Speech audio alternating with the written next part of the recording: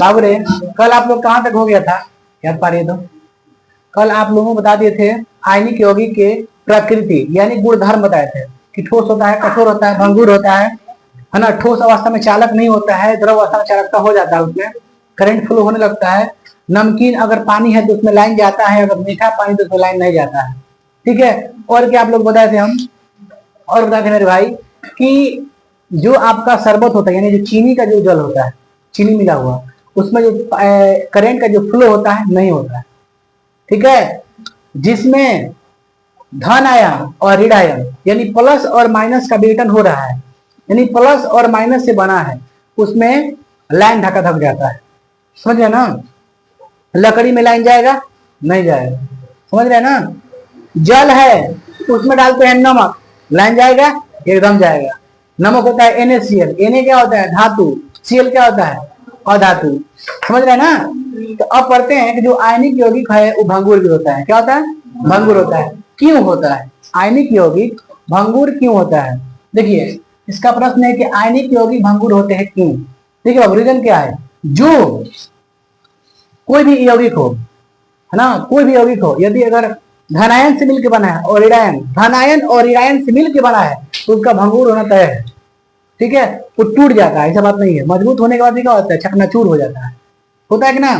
अच्छा मान लीजिए आपको देखें लकड़ी, लकड़ी चकनाचूर होता है क्या? बिखर जाता है, भंगुर होता है कभी लकड़ी? अरे टूटेगा तो पूरा भंगुर तो होगा नहीं। अब ले लीजिए चीनी का कोई गोला ले लो, चाहे आप ऐसे ले लीजिए ठोस में, बर्फ ले लीजिए सिल्ली, उसको तोड़िए, क्या होता है? भंगुर हो जाता है, नहीं होता है? तो जो ठोस होता है ना वो क्या हो जाएगा बाबू? भंगुर हो जाता है। समझ रहे हैं ना? तो बताइए इसका भंगुर होने का मुख्य कारण क्या है? धनायन ऋणायन, धनायन और ऋणायन, धनायन और ऋणायन से बनने के कारण क्या होता है? भंगुर हो जाता है। अब इसका आंसर लिख सकते हैं क्योंकि यह धनायन एवं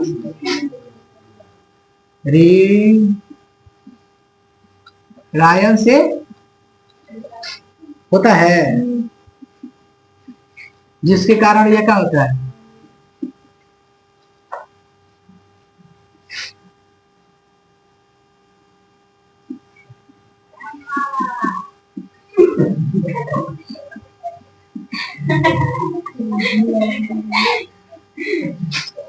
हो गया ना?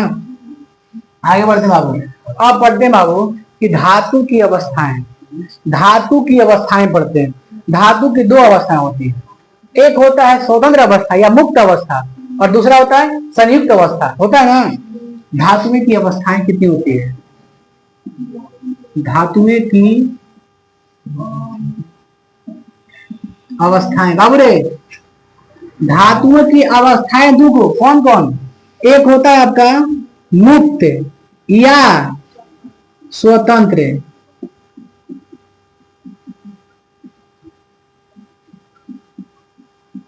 और एक होता है आपका संयुक्त अवस्था। समझिए। अच्छा आपसे पूछेंगे बाबू रे, धातु में इलेक्ट्रॉन गतिशील होता है कि अगतिशील होता है? माने गतिशील होता है कि नहीं होता है? धातु में इलेक्ट्रॉन गतिशील होता है कि नहीं होता है? होता है। अधातु में जो इलेक्ट्रॉन होता है गतिशील नहीं होता है। समझ रहे हैं ना? तो इस बात पर रखिएगा कि धातु में इलेक्ट्रॉन का होता है, गति में रहता है, लेकिन अधातु में ऐसा नहीं है। पेपर में बन सकता है। ये क्या लिखे आपका? एक लिखे हैं धातु की अवस्थाएं में, लिखिए पहले लिखिए मुक्त या स्वतंत्र, संयुक्त अवस्था या फिर स्वतंत्र अवस्था। तो सबसे पहला यही आपका है, मुक्त अवस्था क्या है? देखिए जो जो तत्व अगर मुक्त अवस्था में पाया जा रहा है, अगर मुक्त अवस्था में है तो कोई भी तत्व हो वो कम क्रियाशील होता है। समझ रहे हैं ना? कैसा होता है? कम क्रियाशील तत्व होता है। वो कभी भी CO2 ऑक्सीजन जलवाष्प से अभिक्रिया नहीं करता है, मन उसके प्रभाव में कभी नहीं पड़ता है। समझ रहे हैं ना? फिर से बता रहे हैं आप लोग को, मुक्त अवस्था में पाए जाने वाले तत्व कभी भी ऑक्सीजन, CO2 और जलवाष्प से अभिक्रिया नहीं करता है। जैसे में क्या हो सकता है, जो आपको नजर में आए को मेटल भी हो या धातु भी हो और अभिक्रिया भी नहीं करता। क्या क्या हो सकता है? तो मालूम आप लोग को बताएं, आप लोग को सेकेंड श्रेणी बताएं आप लोग को। सक्रियता श्रेणी बताएं आप लोग को कि जो लास्ट का है आपका चांदी है, सोना है, प्लेटिनम है, उसमें चाहे पारा है, उसमें अभिक्रियाशीलता जो है तो बहुत कम होती है। अगर सोना में अगर अभिक्रिया ज्यादा होता, सक्रिय होता, तो बहुत जल्दी मूर्छा उस पर जंग लग जाता। लेकिन सोना में कभी सुने जंग लगा है? तो सोना में कभी जंग नहीं लगता है, क्योंकि क्या है, कम अभिक्रियाशीलता उसका है। क्या है? कम अभिक्रियाशील होता है उसका, समझ रहे ना। तो जो कम अभिक्रियाशील होता है वो किसी से हाली अभिक्रिया नहीं करता है, जैसे ऑक्सीजन, CO2 और जलवाष्प माने जल से। इसके बारे में बाबू, वैसा तत्व जो कम क्रियाशील होते हैं तथा उन पर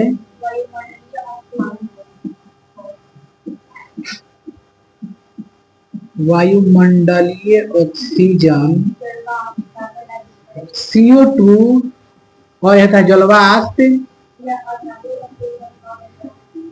जलवाष्प धातु लिखे चाहे मत लिखे ना, का प्रभाव नहीं पड़ता है, उसे क्या कहते हैं? मुक्त अवस्था या स्वतंत्र अवस्था कहते हैं। बताइए, मुक्त अवस्था स्वतंत्र अवस्था में कौन धातु पाया जाता है जो कम क्रियाशील होता है? Au, Au क्या है? सोना। एक है Au, एक है Ag, चांदी लाइए, सिल्वर, एक है प्लेटिनम, पीटी ना। ये सब ऐसा एलिमेंट्स है, ये सब ऐसा तत्व है जो कम क्रियाशील होता है। ठीक है, क्या होता है? कम क्रिया करता है, किसी से कम करता है। अब आते हैं संयुक्त अवस्था, क्या पढ़ लेते हैं? संयुक्त। आप बताइए, जस्ट इसका उल्टा कर देते हैं, नहीं बन जाता संयुक्त। क्या लिखेंगे? वैसा तत्व जो अधिक अभिक्रियाशील होते हैं तथा उन पर वायुमंडलीय ऑक्सीजन, CO2 जलवाष्प का प्रभाव पड़ता है, नहीं ना, पड़ता है, उसे क्या कहते हैं? संयुक्त अवस्था। लिख सकते हैं वैसे तत्व, नहीं आ रहा है, वैसे तत्व जो अधिक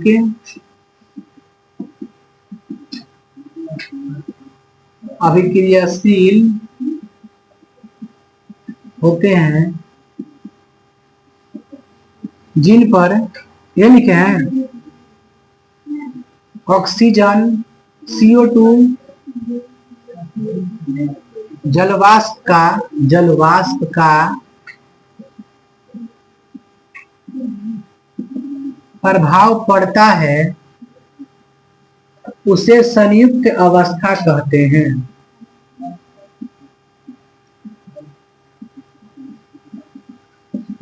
जैसे में क्या क्या हो सकता है?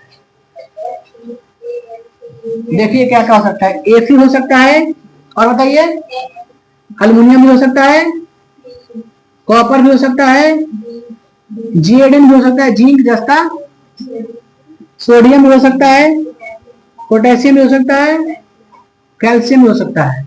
इतना काफी है, इत्यादि कर दें। आप जानते हैं कि 18वें ग्रुप में पाए जाने वाले तत्व क्या होते हैं?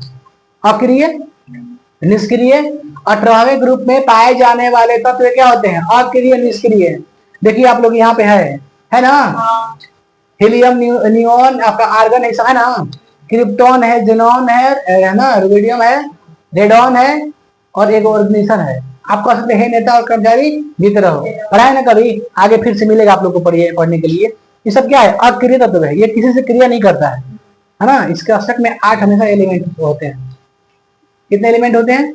8 होते हैं। जैसे आपका नियोन, नियोन का कितना होता है तत्व? परमाणु संख्या 10 होता है। तो पहला कक्ष में कै गो? 2 गो। दूसरा कक्ष में कै गो? 8 गो। तो जिसमें 8 गो पूरा पूरा पेट भरल रहा है, तो किसको देगा? चाहे किससे लेगा? नहीं लेगा। वो क्या है? चुपचाप नो चक्कर पकड़, इसलिए क्या बोलेंगे उसको? अक्रिय। वो किसी से क्रिया नहीं करता। जिसके ऑप्टिक में, जिसके ना ऑर्बिट में पूरा पूरा 8 गो अंतिम कक्ष इलेक्ट्रॉन होते हैं, वो किसी से क्रिया नहीं करते। जिसका 6 गो है, 7 गो है, वही मांगता है ना, देता है। ठीक है, समझ रहे बात को ना। तो 99 वाला सगली मांगे, लेकिन 100 वाला कहीं मांगे है, उसका तो पूरा पूरा ही है। समझो समझो, आगे बढ़े हम लोग। अब भाई मेरे पढ़ लेते हैं हम लोग, क्या पढ़ते बाबू?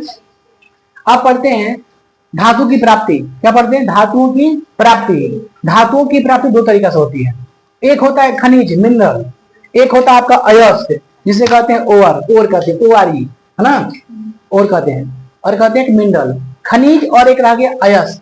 दिमाग लगाइए, खनिज किसे कहते हैं? भू परपटी में पाए जाने वाले तत्व क्या कहेंगे? खनिज कहेंगे।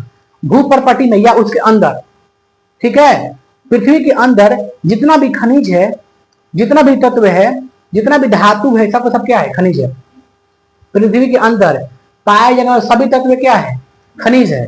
लेकिन मान के जैसे लोहा है, तो लोहा आपको पृथ्वी से ही मिलता है, लेकिन डायरेक्ट आपको लोहा नहीं मिलता है। समझिए, समझ रहे ना, डायरेक्ट लोहा नहीं मिलता है, वो होता है गैंग, होता है अशुद्ध होता है, उसमें पत्थर कंकड़ धूल मिट्टी वगैरह मिले होते हैं, तो डायरेक्ट आपको मिला नहीं लोहा। लोहा में बहुत सारे के लगे हैं, धूल गर्दा पत्थर में है, कोई थोड़ा थोड़ा पत्थर में है, आदमी जुटाता है इसको, बनाता है इसको, फ्रेश करता है। यानी कहने का मेरा मतलब ये है कि जितने पत्थर में लोहा है, जैसे मान के चलिए खेत है, खेत ले लीजिए, खेत में सभी के सब के अनाज है, तो सभी के सभी अनाज क्या है? खनिज है। जितना भी खेत में है आपका क्या है? सब क्या है? खनिज है। लेकिन कहाँ दाना ज्यादा है, कहाँ आपका जो खनिज है, अनाज है, कहाँ पे आपको ज्यादा चावल मिल रहा है, ज्यादा कहाँ पे चावल? क्या है? अयस्क है। अब समझिए, फिर से एग्जाम्पल लेते हैं। जैसे मान लीजिए आपका जमीन के अंदर कोई तत्व है, जैसे लोहा है, ठीक है, एक पत्थर लीजिए, पत्थर में कुछ लोहा है, ठीक है, पत्थर में 80% पत्थर है। क्या परसेंट? 80%, 80%। अब 20% लोहा है, ठीक है, क्या परसेंट लोहा है? 20%। पत्थर क्या परसेंट है? 80% है। एक और पत्थर है जिसमें 80% आपका क्या है? लोहा है, और 20% क्या है? पत्थर है। बताइए, दोनों के दोनों क्या है? दोनों पत्थर क्या है? खनिज है। दोनों पत्थर क्या है? खनिज है। लेकिन अयस्क कौन है?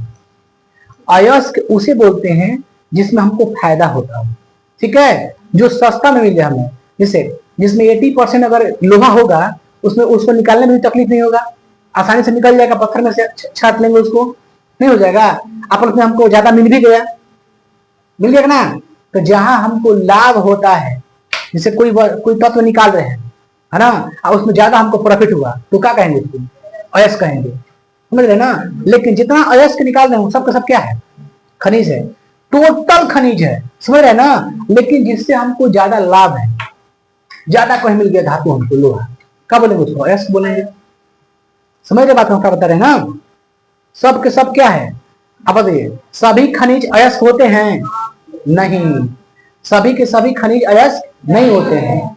सभी के सभी अयस्क खनिज होते हैं? हाँ, होते हैं। सभी के सभी अयस्क क्या है? खनिज है। और सभी के सभी खनिज अयस्क नहीं है, क्योंकि सब के सब खनिज में तारा भरपूर मात्रा में लोहा ना मिल जाए, मिल जाए, कहीं ना कहीं कम होगा, कहीं बेसी होगा।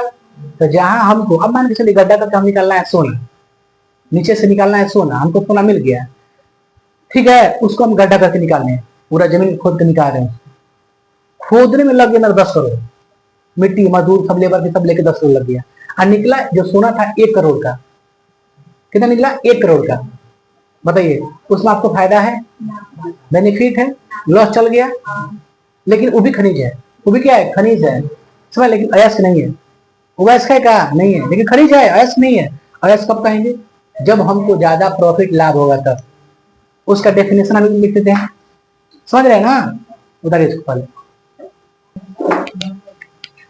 चलिए बाबू, अब हम लोग पढ़ लेते हैं। भाई मेरे सुनिए ध्यान से, अयस्क खनिज किसे कहते हैं? क्या पढ़ते हैं? बताइए, धातुओं की अरे बाबू कौन मिटा दिए इसको यार। धातुओं की प्राप्ति कितने तरह से? 2 तरह से बाबू।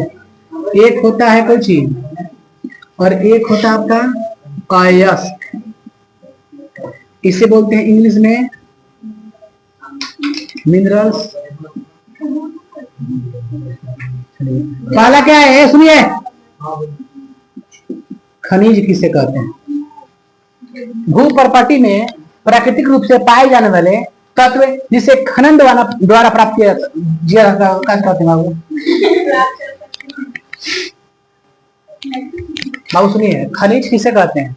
भू परपटी पर पाए जाने वाले वैसे तत्व जिन्हें खनन द्वारा प्राप्त किया जाता है उसे क्या कहते हैं? खनिज कहते हैं। चल देखिए ध्यान से, आप लोग घबराते हैं, हड़बड़ी में गड़बड़ी होता है। भू परपटी में प्राकृतिक रूप से पाए जाने वाले तत्व,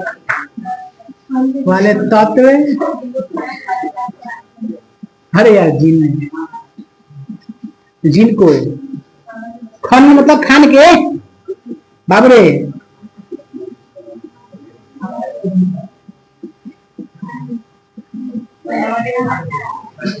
उसे खनिज कहते हैं।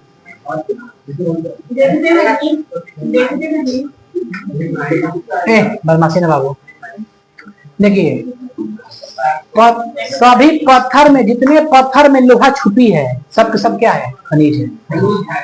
जितने पत्थर में, जिन पत्थर में लोहा छुपा है, सब सब क्या है? खनिज है।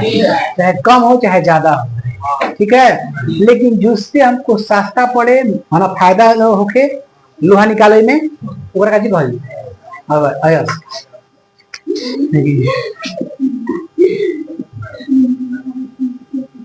अयस्क वैसे खनिज, वैसे खनिज पदार्थ जिनसे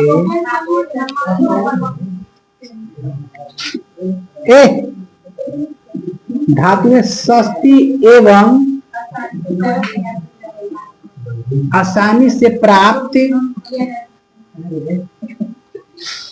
किया जा सकता है, उन्हें क्या कहते हैं? अयस्क बहुत बड़ा क्षेत्र है, हल्का मत कीजिए भाई मेरे। लोहा में कौन कौन अयस्क पाया जाता है? बहुत है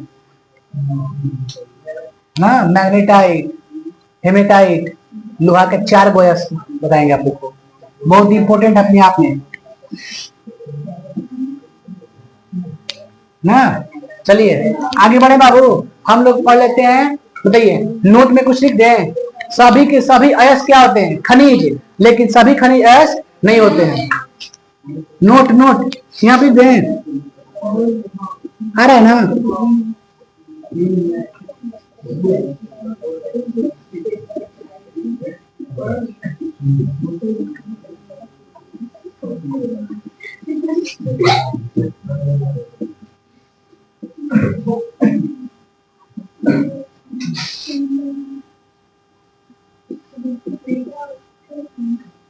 लेकिन सभी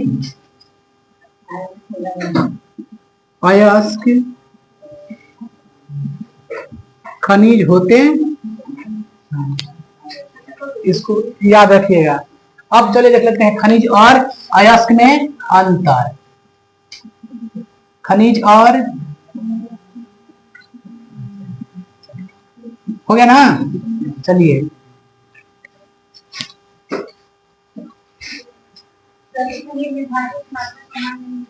बताइए, क्या सभी खनिज में धातुएं समान रूप से पाई जाती है? नहीं। सभी खनिज में धातु एक समान नहीं होती है। अब देखिए अयस्क लिखते हैं। सभी अयस्क में धातु की मात्रा क्या होती है? पर्याप्त होती है। पर्याप्त का मतलब एक समान ना, पर्याप्त का मतलब बहुत ज्यादा। अगर पत्थर 5 किलो का है तो 4 किलो क्या है? धातु है। समझ रहे ना? उसे बोलते हैं पर्याप्त है भाई। मैंने बोला पर्याप्त पैसा हमारा पास, माने हमारे से ज्यादा है, हमारे खर्चा से ज्यादा है, उसे बोलते हैं पर्याप्त। सेकेंड,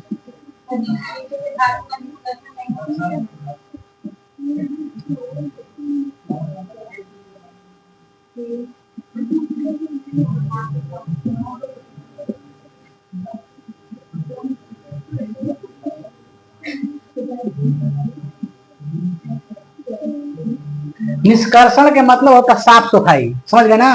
निष्कर्षण एक तत्व को सिखाएंगे कैसे कैसे किया जाता है। सोडियम के अलग, अधिक अभिक्रियाशील तत्व के लिए अलग, मीडियम के लिए अलग, सबसे कम के लिए अलग बताएंगे आप लोग को।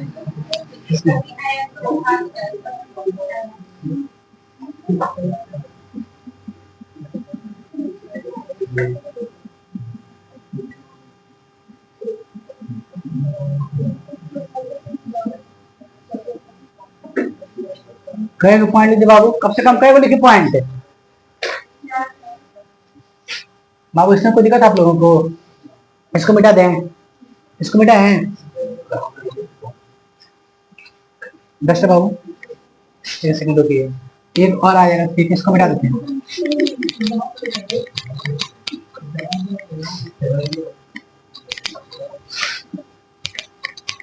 ये तो नहीं रहा है भाई,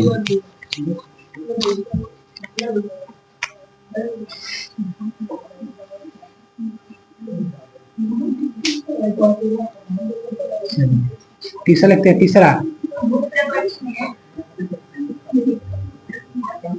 भू प्रॉपर्टी में प्राकृतिक रूप से पाए जाने वाले तत्व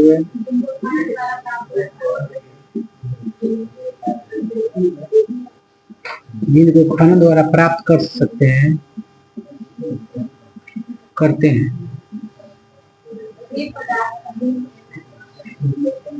अब यही में समझे, किसना हो गया ना इसमें?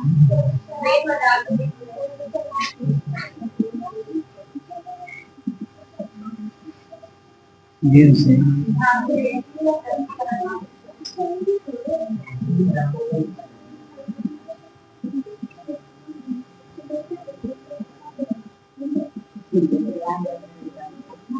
किया जाता हो। 4 नंबर पॉइंट बाबू, क्या सभी खनिज अयस्क हैं?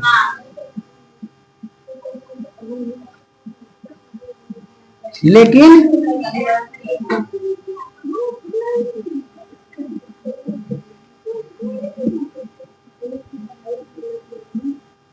हो गया ना, समझिए एक बार, समझते बढ़िया से। सभी खनिज में धातु एक समान नहीं होता है, कोनो में कम बा, कोनो में ज्यादा बा। अगर प्रचुर मात्रा में बा तो क्या हुए? अयस्क पर्याप्त है। आगे बढ़ते हैं। दूसरा, सभी खनिज से धातु का निष्कर्षण नहीं हो सकता है। किसी किसी में 5 किलो में 1 ग्राम धातु बा, कैसे निकलबो करा के? कितना कौन दिमाग होगा निकालेगा? साफ करना है उसको तब। अब देखिए कैसे सभी अयस्कों से धातु का निष्कर्षण हो सकता है, क्योंकि अयस्क जब हम कह दिए इसका मतलब क्या है? उसमें धातु अधिक मात्रा में है। तो सिंपल है, जब किसी को हम अयस्क कह दें इसका मतलब क्या है? उसमें धातु क्या है? पर्याप्त मात्रा में है, तो उसका निष्कर्षण क्या है? संभव है। आगे बढ़ते हैं। तो क्या कुछ खनिज का नहीं निष्कर्षण अच्छा से है? हो जाए कि नहीं हो जाए? जब अयस्क का हो जाए निष्कर्षण तो अयस्क भी से खनिज ना है, तो खनिज का भी हो सकता है। लेकिन क्या दिया है? सभी खनिज से धातु का निष्कर्षण नहीं हो सकता है। सभी कह रहा है, सभी का तो नहीं होगा, लेकिन कुछ का तो जरूर होगा। जैसे अयस्क क्या है? खनिज है, इसका हो जाएगा खनिज से। तीसरा, भू प्रॉपर्टी में प्राकृतिक रूप में पाए जाने वाले धातु जिनको खनन द्वारा प्राप्त करते हैं उसे क्या कहते हैं? खनिज। ठीक है, इसको खनन द्वारा प्राप्त किया जाता है। यह भी खनन द्वारा ही प्राप्त होता है, लेकिन प्रचुर मात्रा में। ये सस्ता और लाभकारी हो जाता है। वे पदार्थ जिसे धातु सस्ती एवं आसानी से प्राप्त किया जाता है। चौथा, सभी खनिज अयस्क नहीं है, लेकिन सभी के सभी अयस्क खनिज है। बस ये तो है 4 गो, 3-4 गो पॉइंट एग्जाम हो जाएगा। समझ रहे हैं ना? चलिए आगे हम लोग कल पढ़ेंगे, फिर भी लेंगे।